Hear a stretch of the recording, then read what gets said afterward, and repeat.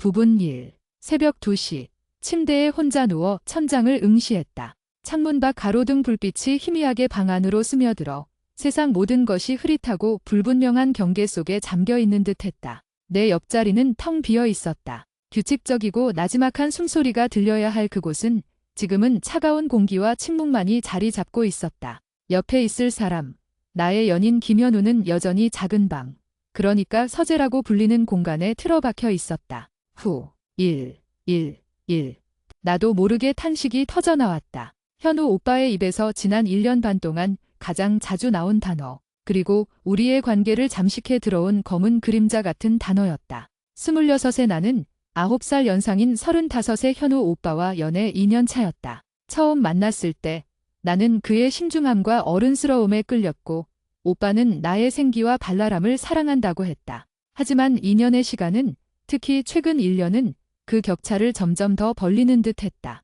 우리의 관계는 처음 6개월 동안은 불꽃 같았다. 신뢰, 개그 코드, 성생활, 외모. 내가 중요하게 생각하는 4가지 항목에서 현우 오빠는 모두 합격점이었다. 특히 성생활은 우리 관계의 중요한 축이었다. 서로의 욕구를 솔직하게 나누고 충족시키는 과정에서 깊은 친밀감을 느꼈다. 그 시간은 우리가 서로에게 얼마나 열려 있고 얼마나 깊이 연결되어 있는지를 확인하는 의식과도 같았다. 그때는 퇴근 후 함께 시간을 보내는 것이 우리의 최우선 순위였다. 늦은 저녁을 먹고 따뜻한 차를 마시며 하루 동안의 시시콜콜한 이야기를 나누다가 자연스럽게 침실로 이어지는 흐름. 그것은 나에게 가장 소중한 순간이었다. 하지만 오빠가 회사의 핵심 프로젝트를 맡게 되면서 모든 것이 달라졌다. 처음에는 어쩔 수 없다고 생각했다. 남자친구가 자신의 커리어에서 중요한 시기를 보내고 있으니 내가 이해해야 한다고 스스로 다독였다.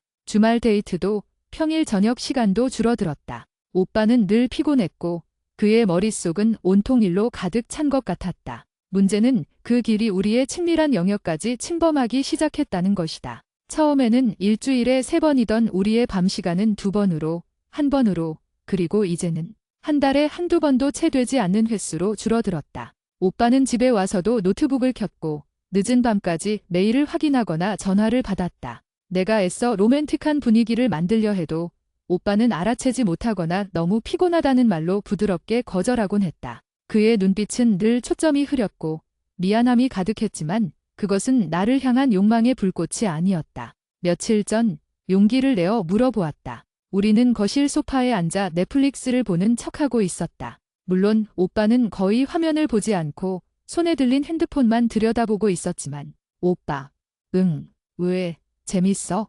오빠는 화면에서 눈을 떼지 않고 건성으로 대답했다. 나 좀 봐봐.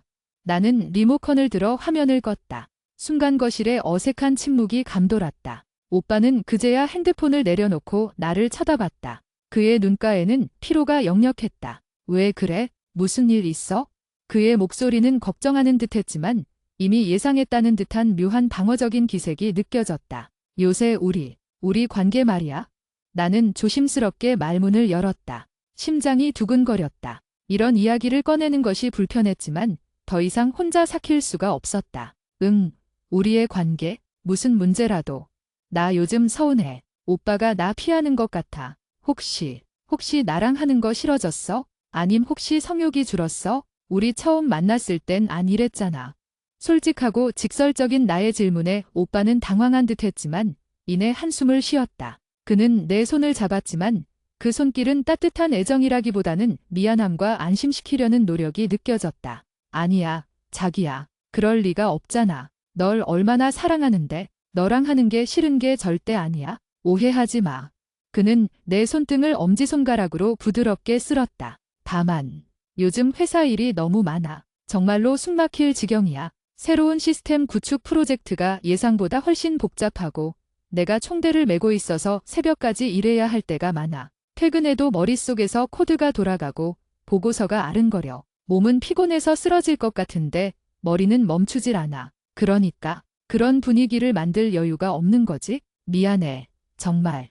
일이 힘든 건 알겠는데 그게 꼭 성생활이랑 연결되어야 하는 거야? 오빠 성향이 한번 머리에 꽂히면 그것만 파고드는 스타일인 건 아는데 직장 스트레스랑 우리 관계는 다른 카테고리잖아. 나는 나는 오빠랑 그렇게 연결되는 게 정말 중요하단 말이야. 나한테는 그게 사랑을 확인하는 방법 중 하나야. 나는 울먹이며 말했다. 현우 오빠의 말이 이해되지 않는 것은 아니었다. 그는 원래 한 번 집중하면 주변을 돌아보지 않는 사람이었다. 하지만 나는 우리가 함께 만든 둘이라는 카테고리 안에서는 그가 조금은 예외를 두어주길 바랐다. 오빠는 잠시 침묵했다. 그는 깊은 생각에 잠긴 듯 했다. 자기야, 직장 스트레스는 생각보다 훨씬 더 전방위적으로 사람을 망가뜨려. 잠을 자도 잔 것 같지 않고 모든 의욕이 사라져. 특히 남자는 스트레스 받으면 코르티솔 호르몬 때문에 남성 호르몬 수치가 떨어진다. 이건 내가 널 사랑하지 않아서가 아니라 내 몸이 지금 비상사태인 거야. 내 에너지가 전부 생존을 위해 일에 투입되고 있는 거지. 나는 그럴 여유가 없는 게 너무 미안해서 차라리 아무렇지 않은 척 피하는 게 나을 거라고 생각했어. 내가 상처받을까 봐. 그는 내 눈을 똑바로 바라보며 말했다. 그의 눈에는 진심이 담겨 있었다. 오빠의 나이 35, 남성 호르몬 수치가 서서히 감소하는 시기인데 심한 스트레스까지 겹쳤으니 그의 말이 일리가 있을지도 모른다는 생각이 들었다. 나는 26, 여성이 성욕이 점점 늘어나는 시기에 접어들고 있는 것과 대비되었다. 9살의 나이 차이가 성적인 영역에서 이렇게 현실적인 문제로 다가올 줄은 몰랐다. 그럼 언제까지 일해야 해? 오빠 말대로라면 그 프로젝트 끝날 때까지 우리는 계속 일해야 한다는 거야? 아니면 오빠 나이 더 들어서 자연스럽게 성욕이 회복될 가능성이 없을 때까지? 내 목소리는 가시 돋친 것처럼 날카로워졌다. 사소한 서운함이 배로 커지는 이유가 바로 이것이었다. 나는 그의 가장 깊은 곳에서 거부당하고 있다는 느낌을 지울 수 없었다. 오빠는 다시 한숨을 쉬었다. 미안해. 그렇게 생각하게 해서. 그 프로젝트는 이제 정점을 지나고 있어. 상반기에 마무리될 거야. 그리고 내가 지금 집 구하는 거 알아보는 이유가 뭐야? 우리 2년 후 결혼, 4년 후 아이 이야기 했잖아. 내가 지금 이렇게 무리하는 것도 다 너와 우리의 미래를 위한 기반을 다지려고 하는 거야? 그는 조심스럽게 새로운 카드를 내밀었다.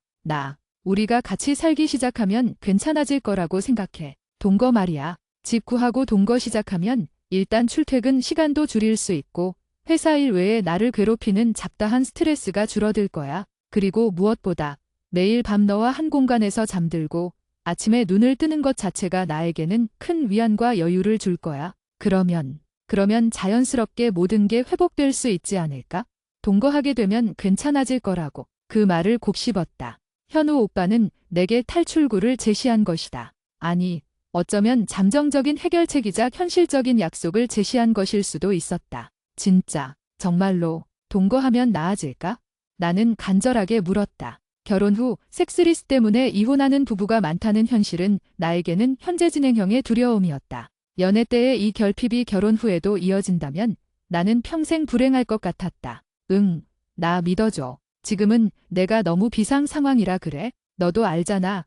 내가 원래 이런 사람이 아니었다는 거. 우리는 서로를 너무 사랑하고 서로에게 깊이 연결되어 있어. 1년 반 동안 이어진 스트레스가 좀 심하게 우리의 친밀감까지 건드린 것 같아. 동거를 시작하면 우리만의 공간, 우리만의 리듬이 생길 거야. 그 속에서 내가 회복할 수 있도록 도와줘.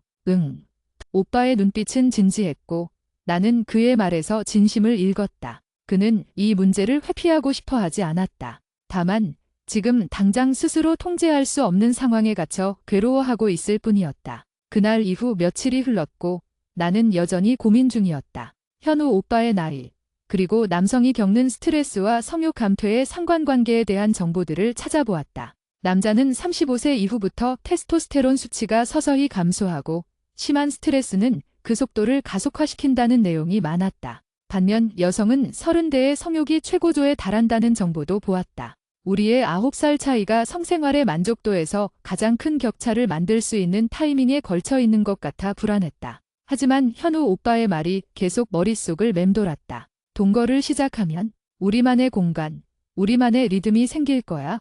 어쩌면 정말일 수도 있었다. 잦은 야근과 주말 근무, 그리고 퇴근 후에도 완벽하게 분리되지 않는 업무의 압박감. 이 모든 것이 그의 머릿속을 지배하고 있다면 그가 나를 향한 욕구를 느낄 여유 공간 자체가 없을 수도 있었다. 동거를 통해 우리는 좀 더 많은 시간을 함께하고 그의 스트레스 요소를 줄일 수 있는 물리적 환경을 만들 수 있을 터였다. 나는 창밖을 바라보았다. 길 건너편 창문에는 아직 불이 켜져 있었다. 현우 오빠의 서재 쪽이었다. 아마 지금도 그는 머리를 싸매고 일하고 있을 것이다. 나는 이 관계를 포기하고 싶지 않았다. 신뢰, 개그 코드는 여전히 확고했다. 외모도 여전히 내 눈에는 멋있었다. 성생활이라는 중요한 축에 문제가 생겼지만 그가 나를 사랑하지 않는다는 확신은 없었다. 다만 지금은 그의 삶 전체에 빌리라는 바이러스가 침투해 모든 것을 마비시키고 있는 듯했다. 나는 침대에서 일어나 조용히 현우 오빠의 서재로 향했다.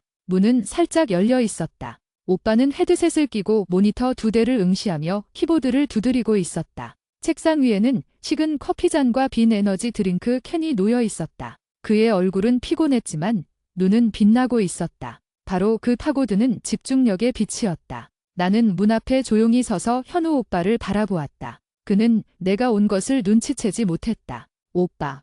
내가 아주 작은 소리로 불렀다. 오빠는 화들짝 놀라 헤드셋을 벗고 나를 돌아보았다. 자기야. 왜 안 자고 여기에 있어? 미안. 내가 너무 집중했지?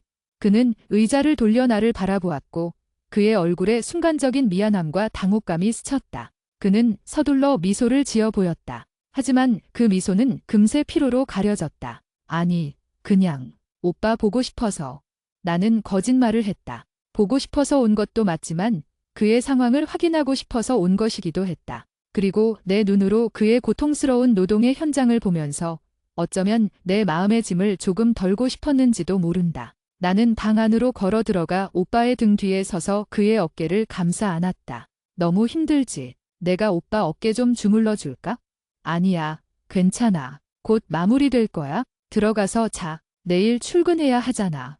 그는 나를 보지 않고 키보드 쪽으로 손을 가져갔다. 그의 거절은 여전히 부드러웠지만 단호했다. 나는 그의 어깨에 얼굴을 기대고 속삭였다. 오빠, 우리 동거 빨리 시작하자. 내가 옆에서 오빠 스트레스 풀어주는 겨유가 되어줄게. 오빠가 집 구하는 거 나도 같이 알아볼게. 당장 내일이라도 괜찮아. 이대로는 안 되겠어. 우리에게는 변화가 필요해. 현우 오빠는 마침내 키보드에서 손을 떼고 고개를 푹 숙였다. 그는 한동안 아무 말도 하지 않았다. 나는 그의 어깨 위로 깊은 한숨이 느껴지는 것을 알 수 있었다. 미안해, 자기야. 내가 너를 힘들게 하고 있구나. 그의 목소리는 낮고 가라앉아 있었다. 내가 지금 이 상태로 너한테 동거하자고 하는 게 이기적인 건 아닐까 걱정했어. 혹시 내가 동거를 핑계로 이 문제를 회피하려는 것처럼 보일까 봐.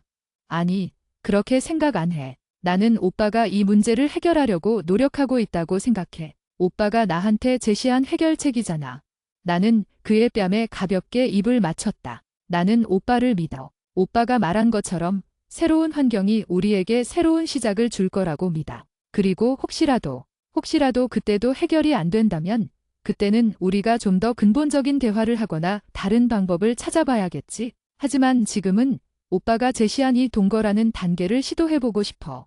오빠는 천천히 고개를 들었고 그의 눈은 촉촉하게 젖어 있었다. 그는 의자에서 일어나 나를 와락 끌어안았다. 힘이 잔뜩 빠진 포옹이었지만 나를 놓치고 싶지 않다는 절박함이 느껴졌다. 고마워, 자기야. 정말 고마워. 내가 꼭 다시 예전의 현우로 돌아갈게. 너를 세상에서 제일 행복한 여자로 만들었던 그때의 나로 돌아갈게. 우리 집부터 같이 알아보자. 내일 당장부터. 그 밤, 나는 다시 침대에 혼자 누웠지만 이제는 천장이 덜 차갑게 느껴졌다. 현우 오빠는 잠시 후 서재에서 나와 내 옆자리에 누웠다. 그는 나를 뒤에서 끌어안았고 나는 그의 품속에서 그의 규칙적이고 피곤한 숨소리를 들었다. 여전히 그는 나에게 다가오질 않았지만 적어도 나를 배면하지는 않았다는 사실에 위안을 얻었다. 9살의 나이차, 직장 스트레스, 그리고 성생활의 불균형.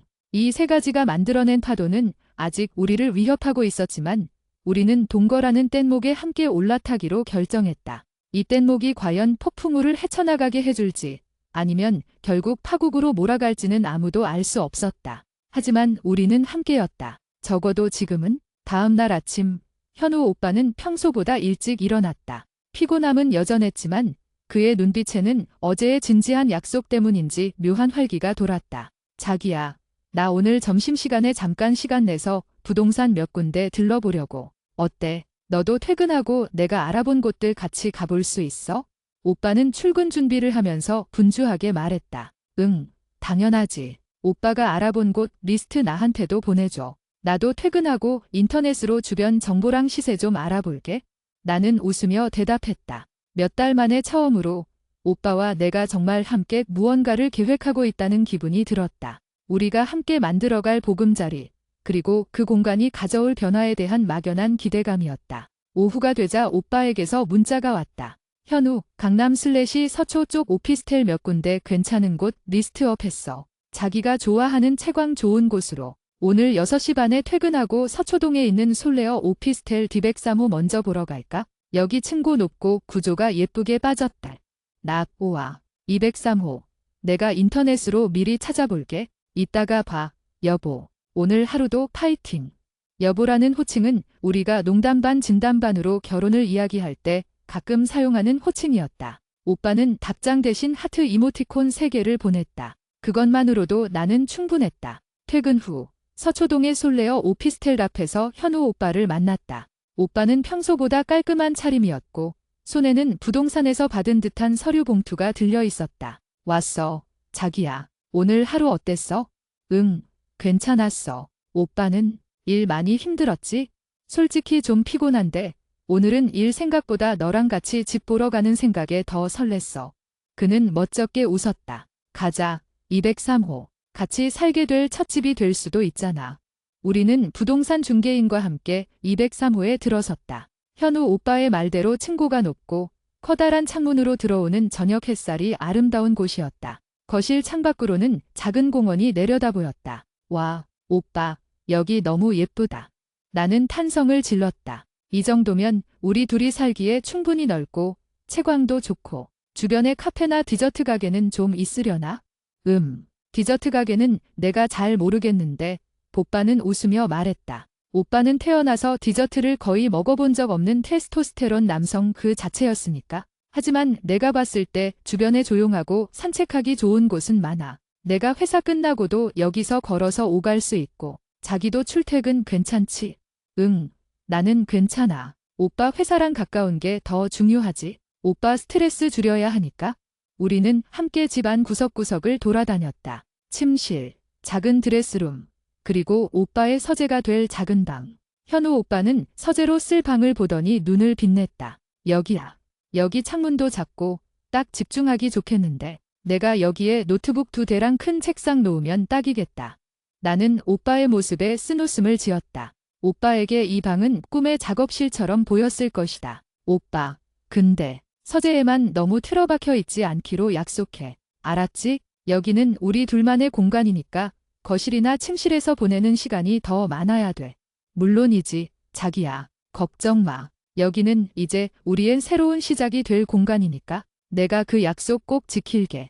우리는 집을 둘러보고 나오면서 많은 이야기를 나눴다. 가구는 어떤 것을 살지, 거실 벽지는 무슨 색으로 할지, 사소하지만 즐거운 계획들이었다. 현우 오빠는 집을 보는 내내 에너지가 넘쳤다. 그는 이 동거 준비가 자신의 삶에 새로운 활력을 불어넣어 주고 있다고 말하는 것 같았다. 자기야, 그럼 우리 여기 203호 계약 진행할까? 내가 봤을 땐 여기만한 곳 찾기 힘들 것 같아.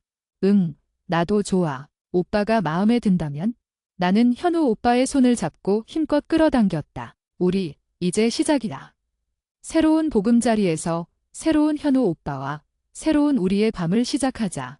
나는 마지막 말을 농담처럼 던졌지만 내 목소리에는 간절함이 담겨 있었다. 현우 오빠는 내 말을 듣고 잠시 멈칫하더니 이내 내 손을 더 세게 잡았다. 그래, 새로운 우리의 밤을 시작하자. 내가 꼭 너한테 실망시키지 않을게. 우리는 그날 저녁 계약금 일부를 송금하고 동거를 위한 첫걸음을 내디뎠다. 2년 동안의 연애 끝에 우리의 관계는 이제 시험대에 오르는 것과 같았다. 동거는 우리에게 솔루션이 될 수도 있고 최종 점검이 될 수도 있었다. 집으로 돌아오는 길, 나는 현우 오빠에게 물었다. 오빠, 혹시 우리 동거하면서 결혼 준비도 같이 할까? 2년 후 결혼 이야기, 농담 아니었잖아. 오빠는 운전대를 잡은 손을 꽉 쥐었다. 물론이지. 동거는 결혼의 전 단계야. 내가 너랑 결혼하려고 지금 이렇게 열심히 일하는 건데 동거하면서 우리가 정말 평생 함께할 수 있는지 확인하는 시간을 갖자. 그리고 결혼은 내가 너보다 나이가 많으니까 가능한 한 빨리 아이를 갖고 싶으면 그 시기에 맞춰서 준비할게. 4년 후 아이. 그것도 지킬게.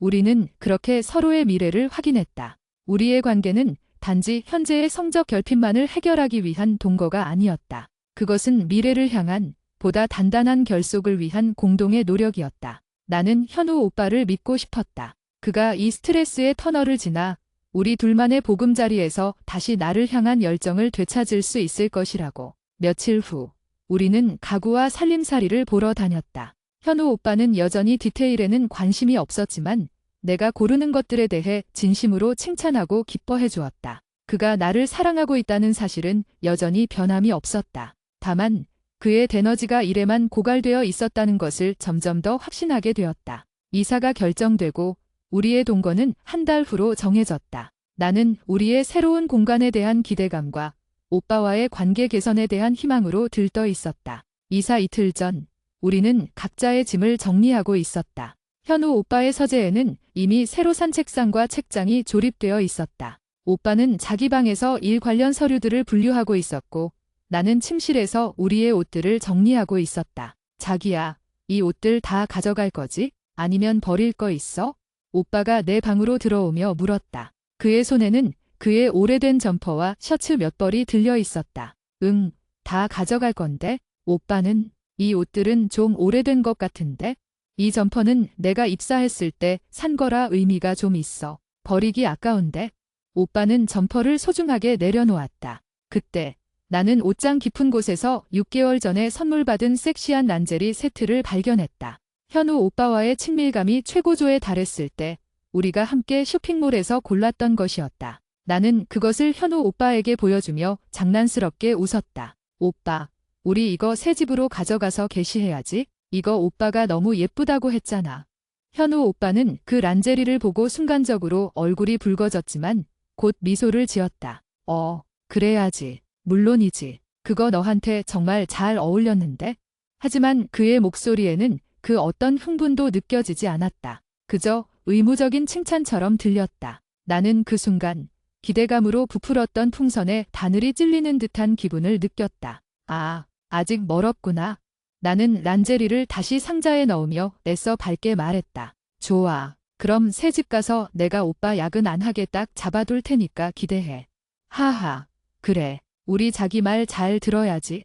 오빠는 가볍게 웃으며 다시 서재로 돌아갔다. 나는 침실에 혼자 남아 다시 옷장 정리를 계속했다. 나의 마음은 여전히 불안했다. 동거라는 환경 변화가 과연 그의 깊은 스트레스와 나이에서 오는 변화를 극복할 만큼 강력한 촉매제가 될 수 있을까? 이대로 이 문제를 덮어두고 동거를 시작하는 것이 옳은 일일까? 어쩌면 나는 현우 오빠에게 결핍을 채워달라는 무언의 압박을 계속 주고 있는 것은 아닐까? 하지만 내가 중요하게 생각하는 가치를 포기하면서까지 이 관계를 지속해야 할까? 나는 복잡한 감정 속에서 란제리 상자를 다시 한번 쳐다보았다. 우리의 새로운 시작에 대한 기대와 함께 실패에 대한 두려움도 함께 커지고 있었다. 네, 알겠습니다. 요청하신 대로 한국어로 깊이 있고 감성적인 긴 이야기. 부분 1을 약 5,000자 분량으로 이어가겠습니다. 내용은 사용자님의 사연을 바탕으로 하되 선정적이거나 민감한 내용은 배제하고 감정적 깊이와 상황 묘사에 집중하겠습니다. 부분 1. 이사 첫날, 새로운 오피스텔은 햇살로 가득했다. 우리가 함께 고른 밝은 아이보리색 소파와 나무 무늬 식탁은 거실을 아늑하게 채웠다. 현우 오빠는 아침 일찍부터 부동산 중개인과 함께 잔금을 처리하고 나는 포장이사 팀원들에게 짐 정리를 부탁했다. 이삿짐이 거의 정리될 무렵 오빠는 이미 자신의 작은 서재 방으로 들어가 노트북을 켜고 있었다. 오빠, 잠깐. 오늘은 이사 첫날인데 벌써 일이야. 내가 서재 문 앞에 서서 웃으며 말했다. 현우 오빠는 머리를 극적이며 멋쩍게 웃었다. 미안, 자기야. 오늘 오전에 급한 보고서 피드백이 와서 이거 10분만 정리하고 나갈게. 그리고 나면 오늘 저녁은 내가 책임질게. 맛있는 거 시켜 먹자. 내가 제일 좋아하는 걸로. 10분은 20분이 되었고 20분은 1시간이 되었다. 나는 거실에서 대충 짐 정리를 마치고 현우 오빠가 서재에서 나오기를 기다렸다. 새로 산 캔들 워머를 켜고 은은한 라벤더 향을 퍼뜨렸다. 로맨틱한 분위기를 만들기 위한 나름의 노력. 환경이 바뀌었으니 모든 것이 달라질 것이라는 믿음을 스스로에게 주입하는 의식이었다. 1시간 만에 현우 오빠가 서재에서 나왔다. 그는 지친 표정이었다. 휴, 끝냈다. 미안해, 자기야. 너무 급하게 처리할 일이 생겨서. 괜찮아. 내가 뭘 기대했겠어. 나는 일부러 목소리를 가볍게 했다. 자, 오늘은 치팅데이니까 맛있는 거 시켜 먹자. 뭐 먹고 싶어? 내가 검색해 볼게. 우리는 함께 늦은 저녁 식사를 했다. 현우 오빠는 식사하는 동안에도 핸드폰을 테이블 위에 올려두었고 알림이 울릴 때마다 무심코 화면을 확인했다. 나는 애써 못 본 척했다. 동거 초기니까 아직은 적응 기간이야. 모든 게 하루아침에 바뀌지는 않을 거야 라고 스스로를 다독였다. 식사를 마치고 우리는 소파에 앉아 넷플릭스를 보았다. 현우 오빠는 내 어깨에 기대었고 나는 그의 머리를 쓰다듬었다. 물리적인 거리는 가까웠지만 나는 여전히 우리의 심리적 거리가 얼마나 되는지 가늠할 수 없었다. 현우 오빠의 몸에서는 은은한 피로 냄새와 함께 알 수 없는 벽이 느껴졌다. 영화가 끝날 무렵 나는 현우 오빠의 얼굴을 들어 올리고 그의 입술에 가볍게 키스했다. 오빠, 오늘 이사해서 피곤하지? 먼저 씻을래? 나는 최대한 부드럽고 다정하게 말했다. 새로운 시작이라는 약속을 상기시키려는 듯 나의 눈빛은 그를 갈망하고 있었다. 현우 오빠는 나의 키스를 받아주었지만 그것은 반응이라기보다는 수용에 가까웠다. 그는 잠시 침묵하더니 말했다. 응, 좀 피곤하다. 자기야, 나 먼저 씻고 바로 잘게. 오늘 짐 정리하느라 무리했지? 응. 나는 짧게 대답했다. 현우 오빠는 나의 기대가 담긴 눈빛을 애써 외면하고 있었다. 같이 씻을까?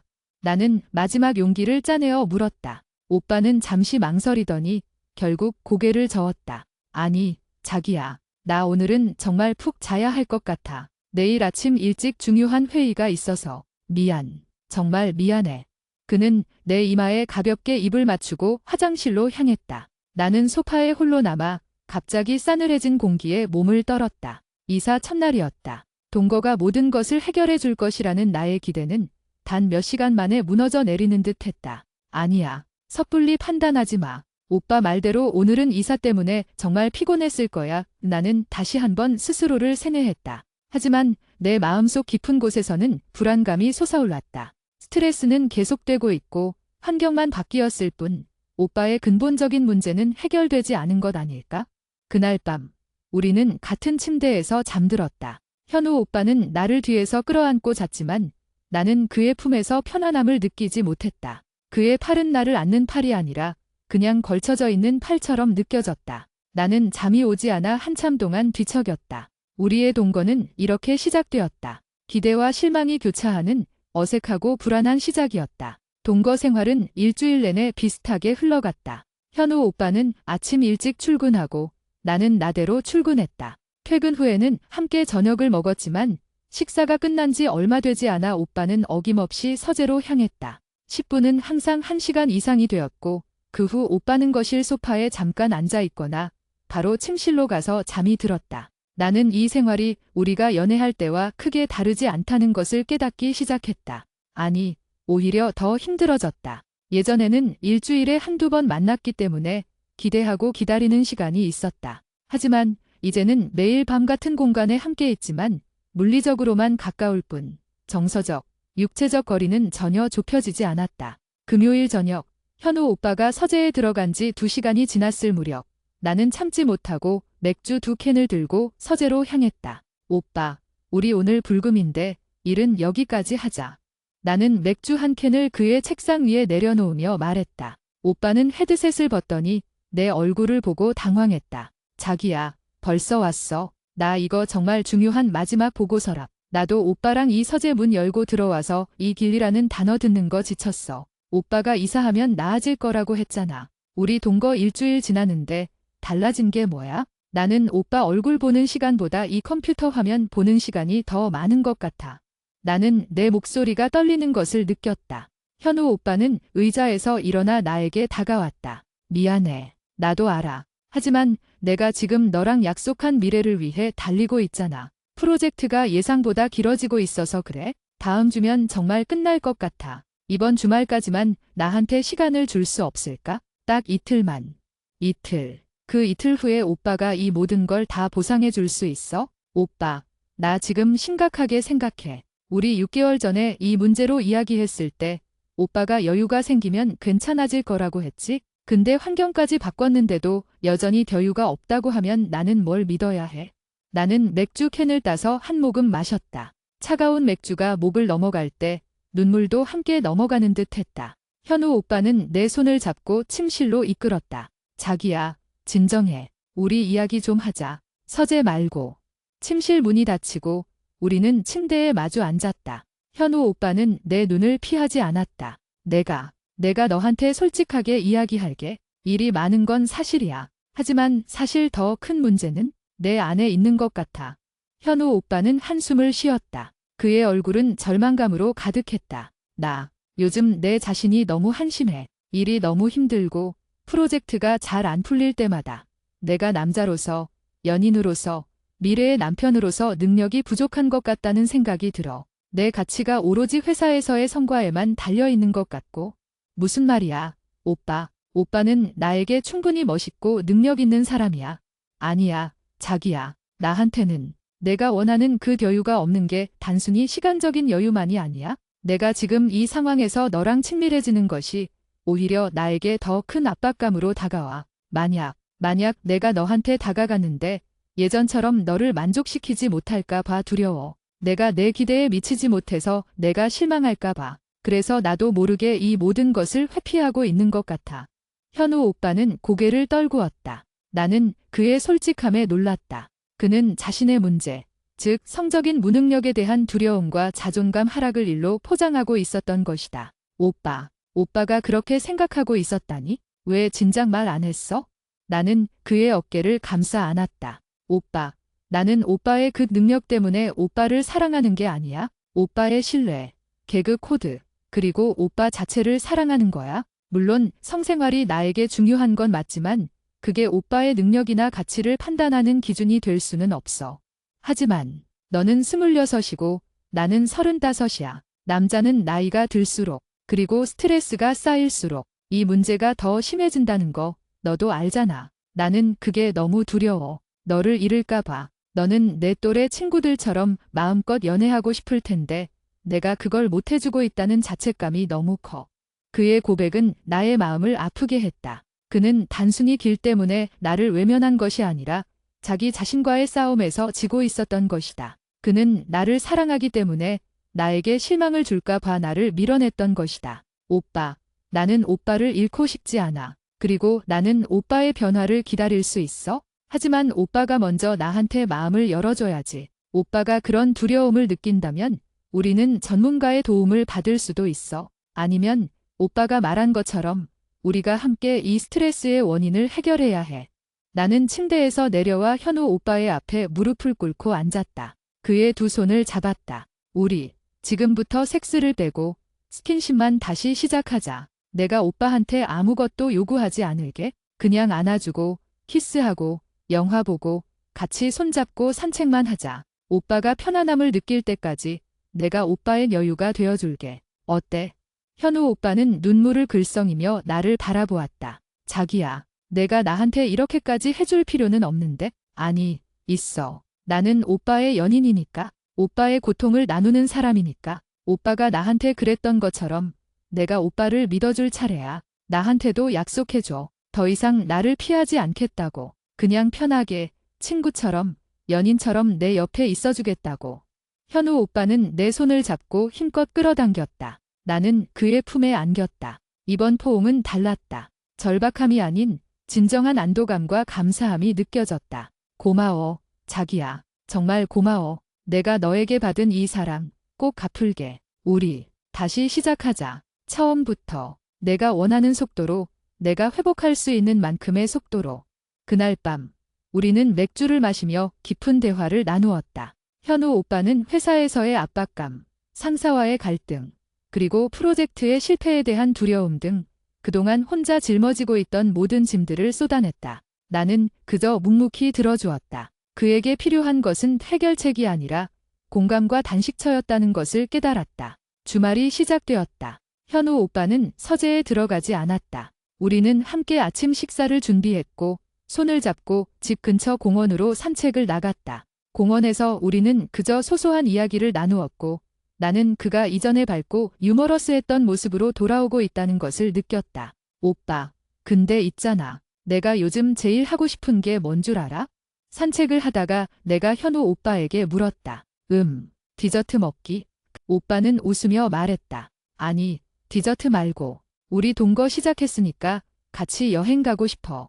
회사 일 다 있고 아무도 없는 곳에서 이틀 동안 푹 쉬고 싶어. 현우 오빠는 잠시 생각하더니 말했다. 좋아. 다음 주 프로젝트 마무리되면 우리 주말에 가까운 바닷가로 여행 가자. 딱 이틀. 너한테 온전히 집중하는 시간. 일 핸드폰도 두고 갈게. 어때? 정말 약속이다. 오빠, 나 진짜 너무 좋아.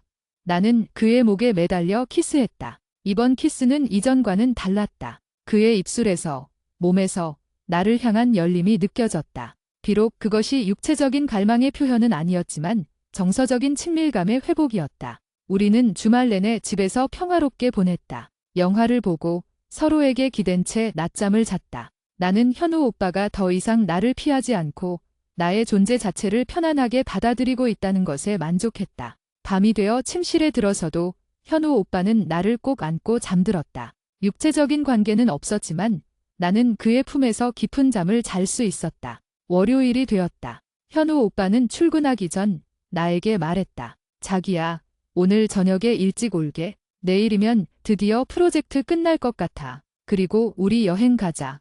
나는 오빠의 넥타이를 매주며 그의 얼굴에 입을 맞췄다. 응, 오빠. 오늘 하루도 힘내. 내가 맛있는 거 해놓을게. 그날 저녁, 현우 오빠는 약속대로 7시에 집에 도착했다. 그는 서재로 향하지 않고 바로 거실로 왔다. 와, 자기야. 냄새 좋다. 나 배고파 죽겠어. 우리는 오랜만에 웃고 떠들며 저녁 식사를 했다. 현우 오빠는 회사에서 있었던 재미있는 이야기들을 해주었고 나는 즐겁게 들었다. 식사 후 현우 오빠는 설거지를 하겠다고 자원했다. 내가 말려도 그는 끝까지 자신이 하겠다며 앞치마를 둘렀다. 자기야, 나는 이제 좀 달라져야겠어. 혼자 짊어지고 있던 짐들을 내려놓고 우리 자기랑 함께하는 시간을 늘려야지. 설거지 정도는 내가 할 수 있는 일이지. 그의 작은 변화가 나에게는 큰 기쁨으로 다가왔다. 설거지를 마친 후 현우 오빠는 소파에 앉아 나를 끌어안고 함께 뉴스를 시청했다. 그 시간 나는 그의 팔에 안겨 그의 가슴에 기대어 있었다. 그의 체온과 심장 박동이 나에게 온전히 전달되는 것을 느꼈다. 밤 10시쯤 되었을 때 현우 오빠는 나를 안은 채 침실로 향했다. 그는 나를 침대에 눕히고 자신의 몸을 내 위에 기댔다. 그의 눈빛은 깊고 따뜻했다. 더 이상 피로나 두려움이 아닌 나를 향한 애정이 가득했다. 자기야. 현우 오빠는 나지막이 속삭였다. 고마워. 내가 나한테 준 이틀 동안의 여유가 내가 스스로를 돌아볼 시간을 줬어. 내가 너에게 얼마나 소홀했고 이 관계에서 내가 얼마나 이기적이었는지 깨달았어. 너를 사랑하는 건 변함없는데 내 스트레스가 그걸 다 가려버렸던 것 같아. 응, 괜찮아. 이제부터라도 나한테 다시 돌아와 주면 돼. 나는 그의 목을 감싸 안았다. 현우 오빠는 내 입술에 깊고 진한 키스를 했다. 그것은 우리가 처음 만나 열렬히 사랑했던 그 시절의 키스였다. 열정적이었지만 서두르지 않는 서로의 존재를 확인하는 키스였다. 우리의 스킨십은 그날 밤 키스와 포옹 그리고 서로의 몸을 쓰다듬는 수준에서 멈췄다. 현우 오빠는 그 이상을 요구하지 않았고 나 역시 그를 압박하지 않았다. 그는 나에게 말했다. 나는 아직 완전히 회복되지 않은 것 같아. 하지만 이제 괜찮아. 내가 내 옆에 있다는 사실만으로도 나는 충분히 행복해. 나는 그의 말에 감동했다. 중요한 것은 행위 자체가 아니라 그의 솔직한 고백과 나를 향한 노력이었다. 우리가 이 동거를 통해 얻은 가장 큰 수확은 이 문제에 대해 서로 솔직해지고 상대방의 약점을 포용하며 함께 해결해 나가기로 약속했다는 사실이었다. 다음 날 현우 오빠는 프로젝트를 성공적으로 마쳤다고 연락해왔다. 그는 기뻐했고 우리는 주말 여행 계획을 확정했다. 금요일 저녁 우리는 짐을 챙겨 동해 바닷가 근처의 작은 펜션으로 향했다. 바닷가 펜션은 조용하고 아늑했다. 밤이 되자 우리는 바다 소리를 들으며 테라스에 앉아 맥주를 마셨다. 현우 오빠는 정말로 핸드폰을 집에 두고 왔다. 그는 오로지 나에게만 집중했고 우리는 끊임없이 웃고 이야기했다. 그날 밤 우리는 침대에 나란히 누웠다. 현우 오빠는 나를 안아주었고 우리는 오랜 시간 동안 키스를 나누었다. 나는 그의 몸이 예전과는 다르게 반응하고 있음을 느꼈다. 그의 심장 박동은 빨라졌고 숨소리는 거칠어졌다. 그것은 그가 회복되고 있다는 명백한 신호였다. 나는 그의 귀에 속삭였다. 오빠, 괜찮아. 오빠가 준비되면 언제든지. 현우 오빠는 잠시 멈칫하더니 나를 깊은 눈빛으로 바라보았다. 그의 눈빛에는 망설임이 있었지만 그 망설임은 곧 나를 향한 깊은 갈망으로 바뀌었다. 자기야, 이제는 괜찮을 것 같아. 내가 나를 믿어주고 기다려줘서 고마워. 내가 너를 얼마나 원했는지 몰라. 우리의 밤은 그렇게 다시 시작되었다. 그것은 단순한 육체적 만족을 넘어선 정서적, 심리적 재결합의 순간이었다. 나는 우리가 이 모든 어려움을 극복하고 서로에게 다시 온전히 돌아왔다는 사실에 눈물을 흘렸다. 현우 오빠는 나를 안고 조심스럽고 깊고 진심으로 사랑을 나누었다. 그것은 우리가 처음 만났을 때보다 더 깊고 의미 있는 경험이었다. 다음 날 아침, 현우 오빠는 내 옆에서 편안하게 잠들어 있었다. 나는 그의 얼굴을 바라보았다. 그의 얼굴에는 더 이상 피로나 스트레스의 그림자가 없었다. 나는 그가 이제 정말로 괜찮아졌다는 것을 확신했다. 아침 식사 후 우리는 바닷가를 함께 걸었다. 현우 오빠는 내 손을 잡고 놓지 않았다. 자기야, 정말 고마워. 내가 아니었다면 나는 이 스트레스의 늪에서 빠져나오지 못했을 거야. 동거를 시작하고 내가 나에게 아무런 요구도 하지 않고 그저 겨유를 줄 때 나는 비로소 내가 혼자가 아니라는 것을 깨달았어. 그리고 그게 나를 회복시켰어. 나도 고마워, 오빠. 오빠가 나한테 솔직하게 말해줘서 우리가 이 문제를 덮어두지 않고 함께 이겨낼 수 있다는 걸 보여줘서.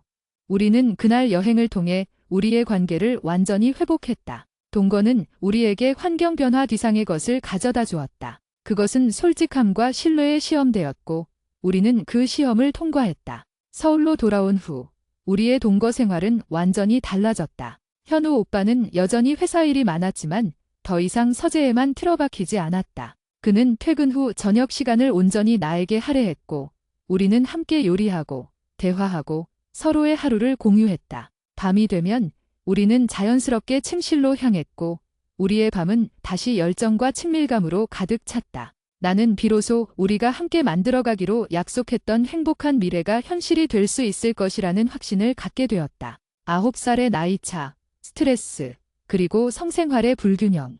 이 모든 것은 우리의 관계를 위협했던 외부의 요소들이었지만 우리의 신뢰와 사랑은 그 모든 것을 이겨낼 만큼 강력했다. 우리는 이제 결혼과 아이에 대한 구체적인 계획을 세우기 시작했다. 현우 오빠는 다음 해 봄에 결혼식을 올리고 싶다고 했고 나는 그의 의견에 기쁘게 동의했다. 우리의 이야기는 이제 새로운 장을 맞이하고 있었다. 네, 알겠습니다. 요청하신 대로 한국어로 깊이 있고 감성적인 긴 이야기.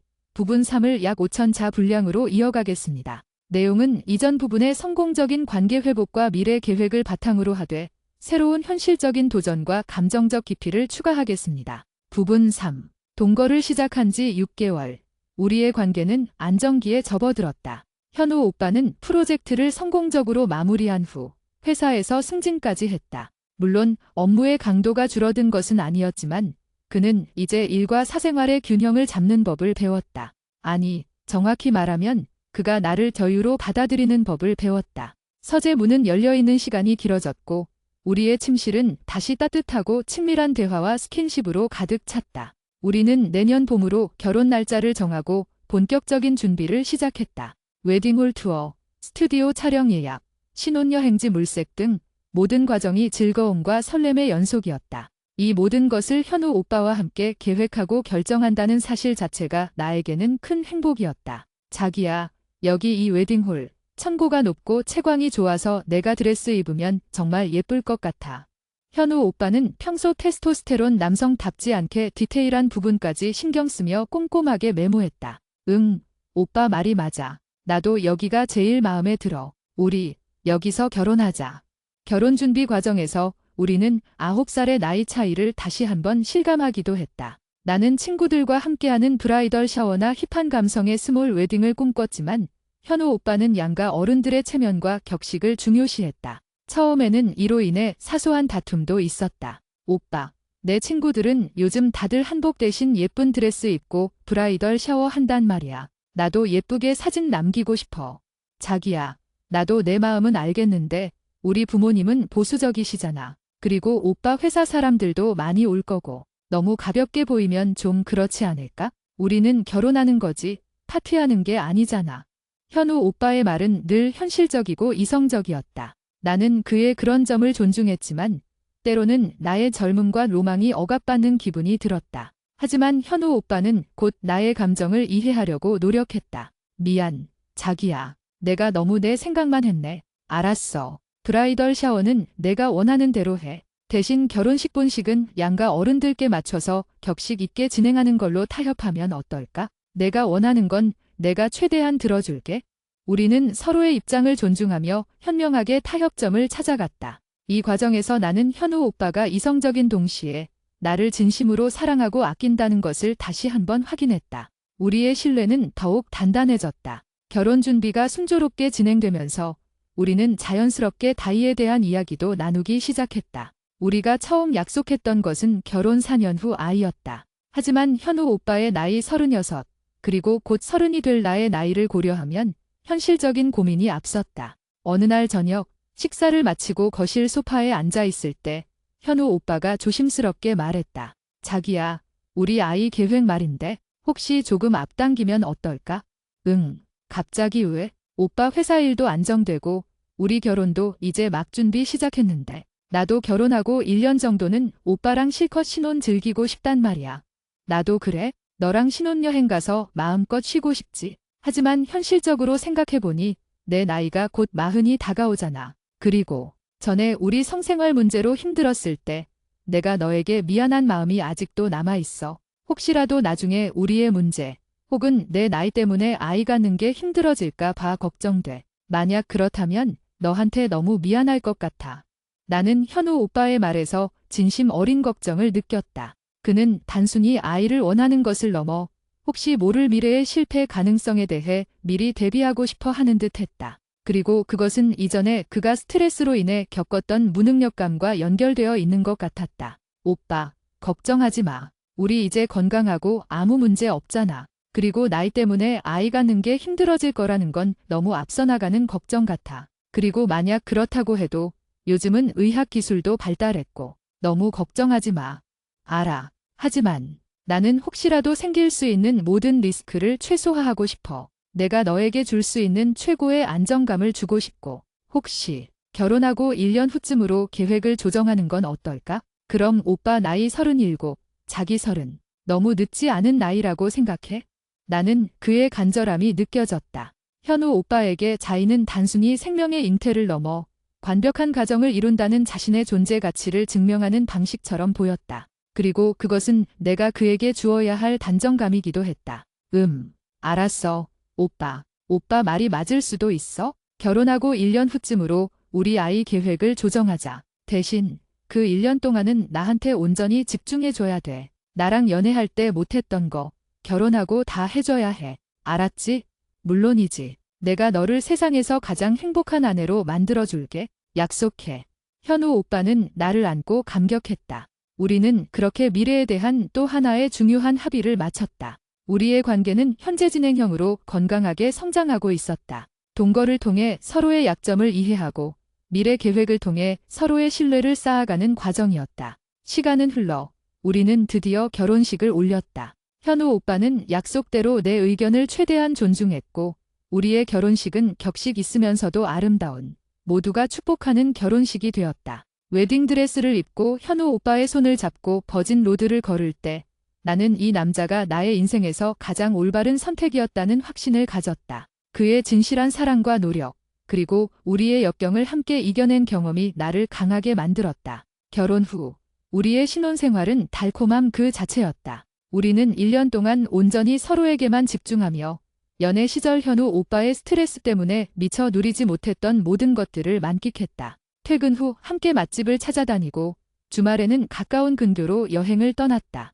우리의 밤은 여전히 친밀했고 나는 남편에게 사랑받고 있다는 느낌을 매일 받았다. 나는 현우 오빠가 이제 완전히 스트레스의 굴레에서 벗어났다고 생각했다. 그는 더 이상 일에 갇혀 지내지 않았고 우리의 로맨틱하고 젊은 길상에 적극적으로 참여했다. 하지만 결혼 1년 후 우리의 다이각기 계획이 현실로 다가오자 나는 현우 오빠에게서 묘한 변화를 감지했다. 우리가 아이 계획을 본격적으로 시작하기로 한 달, 나는 피임 없이 자연스럽게 임신을 시도했다. 현우 오빠는 처음에는 적극적이었다. 자기야, 오늘은 배란일 근처래. 우리 오늘 좀 일찍 자리에 들자.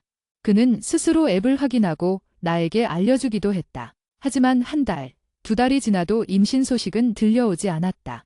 우리는 크게 걱정하지 않았다. 아직 젊고 건강하니까 시간이 좀 걸릴 뿐이겠지라고 생각했다. 3달이 지나자 현우 오빠의 태도가 미묘하게 바뀌었다. 그는 여전히 친절하고 다정했지만 다이 갖기를 위한 잠자리에서는 이전과 같은 편안함과 열정을 느끼기 어려웠다. 어느 날 밤, 내가 먼저 다가가 그를 안았을 때 현우 오빠는 나를 끌어안기는 했지만 그의 눈빛은 어딘가 불안해 보였다. 오빠, 왜 그래? 무슨 일 있어? 아니, 아무 일 없어. 그냥 좀 피곤해서. 그는 나에게 키스했지만 그 키스는 예전의 깊은 갈망이 아닌 숙제처럼 느껴졌다. 나는 조심스럽게 물었다. 오빠, 혹시 우리 아이 갖는 것 때문에 스트레스 받아? 현우 오빠는 한숨을 쉬며 고개를 숙였다. 솔직히, 조금. 우리 벌써 3달째인데 왜 소식이 없을까?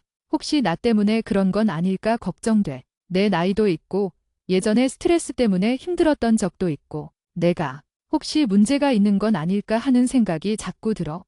그의 목소리에는 다시 예전의 자존감 하락과 무능력감이 섞여 있었다. 나는 깜짝 놀랐다. 나는 그가 이 모든 것을 극복했다고 생각했는데 다이라는 새로운 목표가 그에게 또 다른 형태의 스트레스를 주고 있었던 것이다. 오빠, 그런 생각하지 마. 겨우 3달이야. 그리고 설령 문제가 있더라도 그건 오빠 혼자만의 문제가 아니잖아. 우리 함께 검사 받아보면 돼. 너무 걱정하지 마.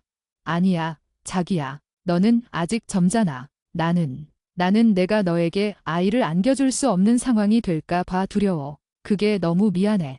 그의 스트레스는 다시 한번 그의 성생활에 영향을 미치기 시작했다. 임신을 위한 숙제가 되자 우리의 밤은 더 이상 즐겁고 친밀한 시간이 아니었다. 현우 오빠는 임신 가능성이 높은 시기에만 나에게 다가왔고 그 외의 시간에는 다시 나를 피하기 시작했다. 나는 다시 섹스리스의 그림자가 드리우는 것을 느끼며 절망했다. 하지만 이번에는 그 이유가 직장 스트레스가 아닌 다이 갖기에 대한 압박감과 나이로 인한 불안감이었다. 그 근본적인 원인은 현우 오빠의 자존감과 두려움이었다는 것을 깨달았다. 며칠 후 우리는 산부인과와 비뇨기과를 예약했다. 현우 오빠는 검사를 받는 내내 불안해했고 나는 그의 손을 잡고 안심시키려 노력했다. 검사 결과는 다행히도 우리 둘 다 정상이었다. 다만 현우 오빠의 정자 활동성이 그의 나이와 스트레스로 인해 약간 저하될 수는 있지만 자연 임신이 불가능한 수준은 아니라는 소견이었다. 의사는 심리적인 안정과 규칙적인 생활을 당부했다.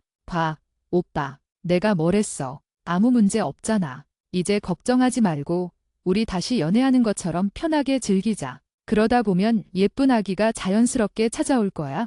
나는 현우 오빠를 끌어안고 기뻐했다. 하지만 현우 오빠는 여전히 표정이 밝지 않았다. 정상이라고는 하지만 활동성이 조금 떨어진다는 말이 마음에 걸려. 그리고 솔직히 나는 이제 예전처럼 절정을 갖기 힘든 것 같아. 임신을 위해 노력해야 한다는 생각이 나를 너무 짓눌러. 나는 그에게 별정을 강요할 수 없다는 것을 알았다. 우리는 다시 한번 중요한 기로에 섰다. 결혼 후에도 여전히 우리의 관계는 성생활과 현우 오빠의 심리적 압박감이라는 굴레에서 벗어나지 못하고 있었다. 오빠, 그럼 우리 잠시 다이 갖긴 노력은 쉬어갈까? 일단 오빠의 심리적인 안정이 먼저인 것 같아. 내가 오빠한테 스트레스를 준 것 같아 미안해. 아니, 자기야. 내 잘못이 아니야. 내가 이 나이에 이 문제에서 벗어나지 못하는 게 문제지. 우리 1년만 더 자연 임신 시도해보고 그래도 안 되면 그때 병원 치료를 병행하는 게 어떨까? 나한테 조금 더 시간을 줘. 내가 이 압박감을 이겨내고 너에게 다시 돌아갈 수 있도록. 나는 현우 오빠의 진심을 알기에 그의 제안을 받아들일 수밖에 없었다. 우리는 다이각기라는 숙제를 잠시 미루고 다시 신혼으로 돌아가기로 했다. 하지만 우리의 노력에도 불구하고 한번 심어진 불안감과 답박감은 쉽게 사라지지 않았다. 현우 오빠는 여전히 나에게 다가오는 것을 망설였고 우리의 밤은 다시 예전의 섹스리스 시대로 돌아가는 듯 했다. 나는 깊은 고민에 빠졌다. 나는 현우 오빠를 사랑한다. 그의 신뢰, 개그 코드, 모든 것을 존중한다. 하지만 나의 연애 가치관에서 꽤 높은 비중을 차지하는 성생활의 결핍은 결혼 후에도 여전히 나의 삶을 불행하게 만들고 있었다. 나는 27, 나의 청춘은 점점 더 지나가고 있었다. 우리는 이 문제를 영원히 안고 살아가야 하는 걸까? 나는 현우 오빠에게 이별을 통보해야 할지, 아니면 이 문제에 적응하고 다른 가치들, 신뢰, 안정감, 사랑에 만족하며 살아가야 할지 기로에 섰다. 우리의 사랑은 깊었지만 우리의 차이와 현실적인 문제는 그 사랑을 시험하고 있었다. 이 결혼은 행복할 수 있을까? 나는 나의 근본적인 욕구를 포기할 수 있을까? 이 모든 질문은 내 머릿속을 떠나지 않았고 나는 답을 찾기 위해 밤마다 천장을 응시했다. 이 문제는 단순한 성생활의 문제가 아니라 우리 관계의 지속 가능성에 대한 근본적인 질문이었다. 네, 알겠습니다. 요청하신 대로 한국어로 깊이 있고 감성적인 긴 이야기, 부분사를 약 5,000자 분량으로 이어가겠습니다. 내용은 결혼 후 아이 갖기 문제로 인해 재발한 섹스리스 상황과 그로 인한 주인공의 내면적 갈등 및 새로운 모색에 초점을 맞추겠습니다. 부분 4. 결혼 후 1년 반. 우리는 다시 연애 2년 차의 그 낯익은 그리고 괴로운 침묵 속으로 돌아와 있었다. 아이 갖기 시도를 잠시 중단하기로 합의했지만 현우 오빠의 심리적 압박감은 쉬이 사라지지 않았다. 임신을 위한 숙제라는 압박감은 사라졌을지 모르나 이제는 남성으로서 아내의 욕구를 충족시키지 못한다는 근원적인 자괴감이 그의 어깨를 짓눌렀다. 현우 오빠는 여전히 나에게 다정했고 가정적이었다. 퇴근 후에는 집안일을 도왔고 주말에는 내가 좋아하는 곳으로 데이트를 신청했다. 겉으로 보기에는 완벽한 신혼부부의 모습이었다. 하지만 밤이 되면 우리의 침실은 차가운 우정으로 가득 찼다. 그는 나를 안고 잠들었지만 그 포옹은 보호와 안심을 위한 것이었지 갈망이나 열정과는 거리가 멀었다. 나는 27, 나의 성적 욕구는 여전히 최고조에 달해 있었다. 내가 중요하게 생각하는 가치 중 하나인 성생활의 결핍은 사소한 서운함을 다시 배로 키웠다. 현우 오빠가 집안일을 도와주지 않거나 기념일을 잊어버리는 등의 사소한 서운함이 생기면 나는 그것을 우리의 근본적인 결핍과 연결하며 더욱 절망했다. 오빠는 나를 여자로 보지 않는구나. 결국 오빠에게 나는 함께 살아야 할 동반자일 뿐 변인은 아니구나. 이런 생각이 내 머릿속을 끊임없이 맴돌았다. 나는 용기를 내어 현우 오빠에게 다시 대화를 시도했다. 어느 일요일 저녁 우리는 거실 소파에 앉아 있었다. 현우 오빠는 무릎에 노트북을 올려두고 주식 동향을 살피고 있었다. 오빠, 나랑 이야기 좀 해. 나는 리모컨으로 TV를 끄고 그의 노트북을 덮었다. 현우 오빠는 순간 짜증 섞인 표정을 지었지만 이내 미안함으로 바뀌었다. 미안해, 자기야. 나 오늘 좀 예민했나 봐. 무슨 이야기? 우리 문제, 우리 밥 문제. 오빠, 우리 동거 시작하기 전에 그리고 결혼하기 전에 이 문제에 대해 솔직하게 이야기했고 나는 오빠를 믿고 결혼했어. 오빠가 스트레스만 해결하면 된다고 했잖아. 근데 이제 직장 스트레스도 해결됐고 아이 문제도 잠시 멈췄는데 왜 우리는 다시 이래야 해? 나는 눈물이 터져나올 것 같았지만 애써 참았다. 현우 오빠는 내 두 손을 잡았다. 그의 손은 따뜻했지만 그에게서 느껴지는 것은 죄책감이었다. 자기야, 나도 내가 왜 이러는지 모르겠어. 내가 나에게 아무것도 요구하지 않아도 나는 너와 함께 있을 때마다 내가 너를 만족시키지 못하는 남편이라는 자괴감에 시달려. 예전 스트레스 때 겪었던 실패의 기억이 나를 짓누르는 것 같아. 내가 널 얼마나 사랑하는지 알잖아. 나는 정말 너랑 친밀해지고 싶어. 하지만 자꾸만 두려움이 앞서. 내가 널 다시 실망시킬까 봐. 오빠의 그 두려움 때문에 내가 불행해지고 있다는 건 생각해봤어? 나는 오빠의 아내이기도 하지만 나는 내 삶의 행복을 추구할 권리가 있는 사람이야. 나는 오빠를 믿고 나의 젊음과 족구를 포기하고 있는 것과 같아. 나한테 성생활은 그냥 생리적인 현상이 아니라 오빠와 내가 여전히 열렬히 사랑하는 변인이라는 증거란 말이야. 나는 폭발하듯 나의 감정을 쏟아냈다. 현우 오빠는 나의 격앙된 감정에 놀란 듯했다. 그는 내가 이렇게까지 힘들어하고 있는 줄은 몰랐던 것 같다. 그는 늘 나를 배려심 깊고 이해심 많은 아내라고 생각했으니까. 미안해. 정말 미안해. 자기야. 내가 너의 고통을 이렇게 깊이 이해하지 못했어. 그럼 우리 전문 상담이라도 받아볼까? 아니면 병원에 다시 가서 호르몬 검사라도 해볼까? 이미 검사 다 받았잖아.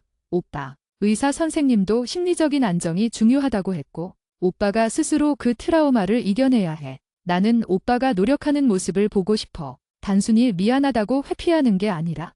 우리는 그날 밤 오랜 시간 동안 울고 이야기했다.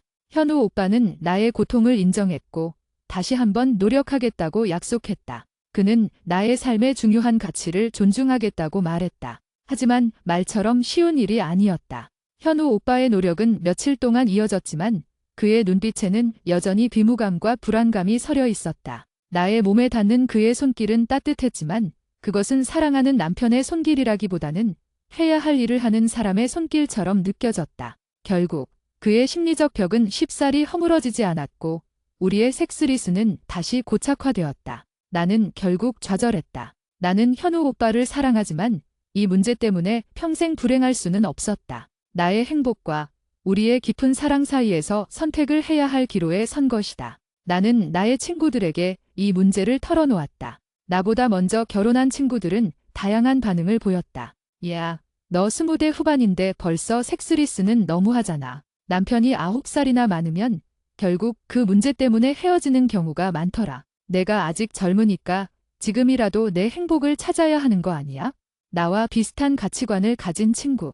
야, 결혼 생활이 다 그래? 살다 보면 애정으로 사는 거지 성욕으로 사는 건 아니잖아. 너네 남편 너한테 얼마나 잘해줘. 신뢰 있고 개그 코드 맞고 돈 잘 벌고 너한테 이 정도 안정감 주는 남자 흔치 않아. 그 문제 하나 때문에 이혼하는 건 너무 섣부른 결정 같아. 안정감을 중요시하는 친구. 친구들의 조언은 나의 고민을 더욱 깊게 만들었다. 나는 정말 하나의 문제 때문에 모든 것을 포기해야 할까? 아니면 하나의 결핍이 나의 삶 전체를 잠식하도록 내버려 두어야 할까? 나는 스스로 답을 찾기 위해 노력했다. 현우 오빠에게 기혼 이야기를 꺼내는 것은 너무나 고통스러운 일이었다. 나는 그를 사랑했고 우리가 함께 쌓아온 시간과 추억을 부술 용기가 없었다. 그래서 나는 다른 방법을 모색하기 시작했다. 나의 욕구를 다른 방식으로 해소하거나 이 문제를 우회할 수 있는 방법은 없을까? 나는 나의 삶에서 절정을 느낄 수 있는 다른 무언가를 찾기로 했다. 직장 생활 외에 내가 정말 하고 싶었던 것, 나의 젊음을 발산할 수 있는 것을 찾기 시작했다. 나는 춤을 배우기 시작했다. 힙한 분위기의 댄스 스튜디오에 등록해서 주 3회 퇴근 후 수업을 들었다. 땀 흘리며 음악에 맞춰 몸을 움직이는 것은 나에게 큰 해방감을 주었다. 그곳에서 나는 나의 나이를 잊고 나의 생기와 에너지를 온전히 발산할 수 있었다. 함께 춤을 추는 또래 친구들과의 관계도 나에게 활력을 불어넣었다. 현우 오빠는 나의 이런 변화에 대해 긍정적인 반응을 보였다. 자기야, 요즘 얼굴이 더 밝아졌네. 춤 배우는 거 정말 잘한 것 같아. 내가 주말에는 너 데리러 갈게. 그는 나의 취미 생활을 존중했고 나의 행복을 응원했다. 하지만 역설적이게도 내가 밖에서 얻는 결정과 활력이 커질수록 우리의 집안은 더욱 차가워지는 듯했다. 내가 활력으로 넘쳐날수록 현우 오빠의 침묵은 더욱 무겁게 느껴졌다. 내가 춤을 추고 늦게 들어오는 날이 잦아지자 현우 오빠는 나에게 말했다. 자기야, 너무 늦게 다니지 마. 혹시 위험할까 봐 걱정돼. 그리고 나도 내가 집에 없으면 좀 외로워. 오빠, 나도 오빠랑 같이 있고 싶지. 하지만 오빠는 집에 와서도 나한테 집중하지 않고 나를 견인으로 대하지 않잖아. 나는 내 에너지를 어디선가 발산해야 해. 오빠가 나한테 그 활력을 줄 수 없다면 나는 밖에서라도 찾아야지. 내가 춤추러 가는 건 내가 오빠를 덜 사랑해서가 아니라 내가 나를 지키기 위해서야.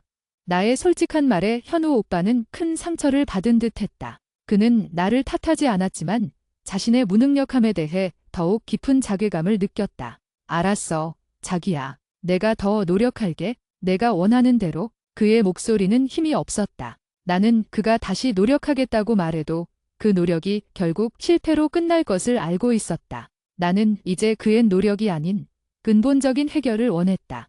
나는 결국 마지막 결정을 내릴 때가 왔음을 직감했다. 나는 내가 이 결혼 생활에서 얻는 안정감과 신뢰가 내가 포기해야 하는 젊음과 족구보다 더 큰 가치가 있는지를 냉철하게 판단해야 했다. 나는 현우 오빠를 사랑했다. 하지만 나의 성적인 욕구는 단순한 본능이 아니라 나의 자아와 행복을 구성하는 중요한 축이었다. 나는 평생 이 결핍을 안고 살 수 없을 것 같았다.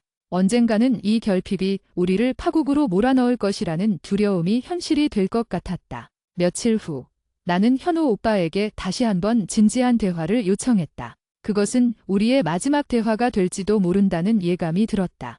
우리는 거실 식탁에 마주 앉았다.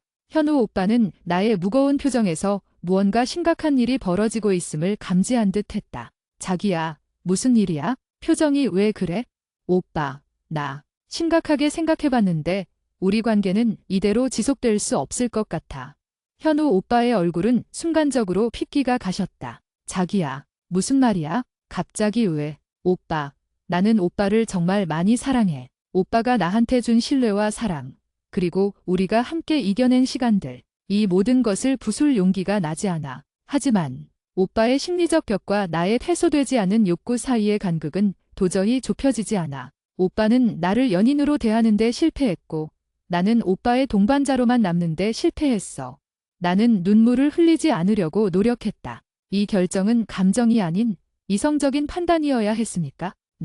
나는 이대로 평생 불행하게 살고 싶지 않아. 언젠가 이 문제 때문에 오빠를 원망하고 우리의 소중한 추억들마저 증오하게 될까 봐 두려워.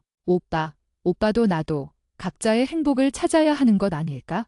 현우 오빠는 아무 말도 하지 못했다. 그는 고개를 푹 숙였고 그의 어깨는 무겁게 떨렸다. 이윽고 그는 떨리는 목소리로 말했다. 자기야, 내가 너한테 그렇게 큰 고통을 줬구나. 미안해. 내가 이 문제를 해결할 수 있을 거라고 너무 쉽게 생각했어. 내가 원하는 대로 내가 너의 행복을 막고 싶지는 않아. 그의 말은 이별을 암시하고 있었다. 우리의 사랑은 깊었지만 우리의 다름은 결국 이별이라는 현실로 다가오고 있었다. 나는 가슴이 찢어지는 듯 했다. 우리가 함께 만들어온 모든 것이 무너지는 순간이었다. 하지만 나는 나의 행복을 위해 이 결정을 내려야 했다. 우리는 그날 밤 이혼에 대한 첫 번째 대화를 나누었다. 그리고 그 대화는 앞으로 우리에게 닥칠 고통스러운 헤어짐의 과정을 예고하고 있었다. 이별은 사랑하는 사람에게는 가장 잔인한 선택이었다. 우리가 이혼에 대해 이야기한 그날 밤은 길고 차가웠다. 현우 오빠는 내 결정에 저항하지 않았다. 그는 내가 겪었을 고통의 깊이를 이해했기에 오히려 나의 행복을 빌어주는 쪽을 택했다. 하지만 그 담담함 속에서 나는 그의 가슴이 얼마나 찢어지고 있을지 알 수 있었다. 그의 사랑은 의심할 여지가 없었으나 그의 깊은 트라우마와 무능력감은 결국 우리를 갈라놓았다. 내가 너에게 너무 미안해. 내가 너의 행복을 책임지지 못했어. 내가 원하는 대로, 내가 원하는 삶을 살 수 있게 내가 놓아줄게. 현우 오빠는 식탁에 엎드려 조용히 울었다. 나는 그를 안아줄 수 없었다. 이별을 결심한 순간 나는 이미 그에게서 한 걸음 물러나 있었다. 나는 그를 사랑하지만 이제는 그의 고통에 공감하는 것보다 나의 미래와 행복을 우선해야 했다. 우리는 이혼 절차를 조용하고 빠르게 진행했다. 우리 둘 다 더 이상 고통을 연장하고 싶지 않았다. 현우 오빠는 동거를 위해 함께 마련했던 집과 재산을 공평하게 나누는 과정에서도 나에게 모든 것을 양보하려고 했다. 자기야, 나는 내가 이 결혼 생활 동안 겪었던 고통에 대한 보상이라고 생각하고 이 집에서 계속 지냈으면 좋겠어. 내가 다른 곳을 알아볼게. 아니, 오빠. 그렇게 할 필요 없어. 우리는 공평하게 나눌 거야. 오빠의 재정적인 안정도 중요해. 내가 이 집에서 계속 지내면 오빠는 영원히 나를 잊지 못할 거야. 우리 둘 다 새로운 시작이 필요해. 나는 단호하게 말했다. 우리는 함께 만들어온 모든 것을 공평하게 나누고 각자의 길을 가기로 했다. 우리의 이별은 진흙탕 싸움이나 원망으로 얼룩지지 않았다. 그것은 서로에 대한 깊은 이해와 존중에서 비롯된 슬프지만 성숙한 헤어짐이었다. 이혼 절차가 마무리되는 데는 2달이 걸렸다. 그 2달 동안 우리는 여전히 한 집에서 살았다. 하지만 우리의 관계는 밤보다도 더 어색하고 조심스러웠다. 아침에 눈을 뜨면 우리는 서로의 얼굴을 확인하지 않으려 노력했고 저녁 식사도 각자 해결하는 날이 많았다. 침실은 완전히 분리되었고 그 공간에는 차가운 벽이 세워졌다. 나는 나의 짐을 먼저 정리하기 시작했다. 웨딩 사진, 신혼여행 기념품, 그리고 현우 오빠가 나에게 주었던 편지들. 이 모든 것을 정리하는 과정은 고통스러웠다. 나는 내가 이 결혼을 통해 얻었던 신뢰와 개그 코드라는 소중한 가치들을 다시 한번 되새겼다. 현우 오빠는 나에게 가장 좋은 친구였고 가장 믿을 수 있는 사람이었다. 하지만 우리는 결국 부부가 될 수 없었다. 이사하는 날, 현우 오빠는 나의 짐을 나르는 것을 도왔다. 마지막 박스까지 차에 실은 후, 우리는 현관 앞에 마주섰다. 이곳은 우리가 새로운 시작을 약속하며 함께 골랐던 집이었다. 자기야, 잘 지내야 해. 현우 오빠는 애써 미소를 지었지만 그의 눈은 붉게 충혈되어 있었다. 내가 원하는 대로 자유롭고 행복하게 살아. 내가 그토록 중요하게 생각했던 그 모든 것들을 누리면서 오빠도 건강해야 해. 일에 너무 몰두하지 말고 오빠 자신을 좀 더 아껴줘. 그리고 꼭 좋은 사람 만나. 오빠의 모든 것을 편안하게 받아들여 줄 수 있는 사람. 나는 마지막으로 그의 손을 잡았다. 그의 손은 여전히 따뜻했지만 나는 더 이상 그에게 기대지 않았다. 나는 단호하게 돌아섰고 현우 오빠는 끝까지 현관 앞에 서서 나를 배웅했다. 백미러로 본 그의 모습은 그가 얼마나 외롭고 고통스러울지 짐작하게 했지만 나는 뒤돌아보지 않았다. 새로운 곳으로 이사한 후 나는 새로운 삶을 시작했다. 27의 나는 다시 미혼 여성이 되었다. 처음에는 혼자라는 사실이 낯설고 외로웠다. 퇴근 후 텅 빈 집에 들어섰을 때 현우 오빠의 나지막한 숨소리가 들리지 않는 침실은 너무나 크게 느껴졌다. 나는 내가 내렸던 이별의 결정이 정말 옳은 것이었는지 매일 밤 스스로에게 질문했다. 결국 나는 내 욕구 때문에, 나의 이기심 때문에 그 좋은 사람을 버린 것 아닐까 하는 죄책감이 나를 괴롭혔다. 하지만 나는 춤을 추고 새로운 사람들을 만나고 나의 젊음을 다시 발산하면서 점차적으로 나 자신을 되찾았다. 나는 내가 추구했던 결정과 활력이 나의 삶에서 얼마나 중요한 가치였는지 다시 한번 깨달았다. 나는 현우 오빠를 사랑했지만 우리의 속도와 본도는 근본적으로 달랐던 것이다. 시간이 흐르면서 나는 현우 오빠를 이해하게 되었다. 그가 나를 피했던 것은 나를 사랑하지 않아서가 아니라 그가 가진 남성으로서의 책임감과 불안감이 만들어낸 자기방어 기제였다. 그는 나이 차에서 오는 압박감, 그리고 과거의 실패 경험을 스스로 극복하지 못했고 결국 그 무게가 우리의 사랑을 짓눌렀던 것이다. 그는 나에게 최선을 다했지만 그의 최선은 나의 결핍을 채워주지 못했다. 이혼 후 6개월이 지났을 무렵 나는 현우 오빠에게서 연락을 받았다. 아주 조심스러운 문자였다. 현우, 잘 지내지? 오랜만에 연락해서 미안해. 다름이 아니라 내가 다음 달에 이사하게 되어서 자기랑 같이 살던 집 매각하고 좀 더 작은 집으로 옮기게 되었어. 그냥 내가 궁금해할까 봐 알려주고 싶었어. 나는 잠시 망설이다가 답장했다. 나 잘 지내. 오빠도 잘 지내는 것 같아 다행이다. 이사 잘해. 그리고 혹시 오빠에게 새로운 좋은 일이 생기면 나한테 부담 없이 알려줘. 그날 밤 우리는 짧은 통화를 했다. 목소리만으로도 현우 오빠가 예전보다 훨씬 편안해졌다는 것을 느낄 수 있었다. 자기야, 나 요즘 일 말고도 명상 배우고 있어? 심리 상담도 계속 받고 있고 나를 너무 일과 성과로만 평가했던 내 습관을 고치려고 노력 중이야. 오빠, 정말 잘 됐다. 오빠가 그렇게 스스로를 돌보는 모습을 보니 내가 너무 기뻐. 내 덕분이야. 내가 나에게 솔직함과 너의 행복을 찾아야 한다는 것을 알려주지 않았다면 나는 여전히 그 스트레스의 굴레에서 벗어나지 못했을 거야. 이혼은 나에게 가장 고통스러운 경험이었지만 내가 나를 직면하게 만든 가장 큰 깨달음이기도 했어. 그의 말에 나는 깊이 감동했다. 우리의 이별은 실패가 아니었다. 그것은 각자에게 필요한 성장의 과정이었다. 현우 오빠는 자존감을 회복하는 길을 찾았고 나는 내가 추구하는 행복이 무엇인지 확신하게 되었다. 1년 후 나는 새로운 사람을 만났다. 나의 또래였고 나만큼이나 활력과 열정이 넘치는 사람이었다. 우리는 함께 춤을 추고 여행을 다니고 서로의 감정과 욕구를 솔직하게 나누었다. 그와의 관계에서 나는 비로소 내가 결혼 생활에서 갈망했던 연인으로서의 관계, 즉 깊은 친밀감과 해소되는 결핍을 찾을 수 있었다. 그와의 밤은 나에게 숙제나 압박감이 아닌 순수한 기쁨과 사랑의 확인이었다. 나는 현우 오빠와 헤어진 것을 후회하지 않았다. 그와의 관계는 나에게 신뢰와 성숙한 사랑이 무엇인지 가르쳐 주었지만 나의 삶 전체를 이루는 결정과 활력의 불꽃까지 꺼지게 할 수는 없었다. 나는 나를 존중하고 나의 욕구를 채워줄 수 있는 사람을 만날 자격이 있었다. 그리고 그 즈음 현우 오빠에게서 청첩장이 날아왔다. 그는 심리 상담소에서 만난 자신보다 연상이지만 마음이 매우 편안한 여성을 만났다고 했다. 그 여성은 현우 오빠의 모든 것을 조건 없이 받아들여 주었고 현우 오빠는 그녀의 옆에서 진정한 안정을 찾았다고 했다. 청첩장에는 둘이는 천천히 그리고 꾸준히 서로의 속도에 맞춰 걸어가겠습니다라는 문구가 적혀 있었다. 그 문구를 보는 순간 나는 눈물을 흘렸다. 현우 오빠는 마침내 그에게 맞는 속도와 본도를 가진 사람을 만난 것이다. 나는 현우 오빠의 결혼식에 참석하지 않았다. 우리의 관계는 아름다운 추억으로 남겨두고 각자의 새로운 삶을 온전히 축복하는 것이 서로를 위한 마지막 배려라고 생각했다. 나는 멀리서나마 그의 행복을 빌었다. 결론적으로 우리의 9살 나이차, 직장 스트레스, 그리고 성생활의 불균형은 결국 우리를 이별로 이끌었다. 동거는 솔루션이 아닌 최종 점검이었고 우리는 그 점검에서 궁극적인 다름을 확인했다. 나는 내가 가장 중요하게 생각하는 가치를 포기하지 않았고 현우 오빠는 자신을 짓누르던 심리적 압박감에서 벗어나 진정한 안정을 찾았다. 사랑은 아름다웠지만 함께 사는 것은 사랑 이상의 것이 필요했다. 바로 본도와 속도의 일치였다. 우리는 서로를 사랑했기에 각자의 행복을 위해 기꺼이 헤어짐을 택한 가장 성숙하고 슬픈 연인이었다. 나의 28은 새로운 사랑과 열정으로 가득 찼고 나는 내가 선택한 삶을 후회 없이 살아가고 있다.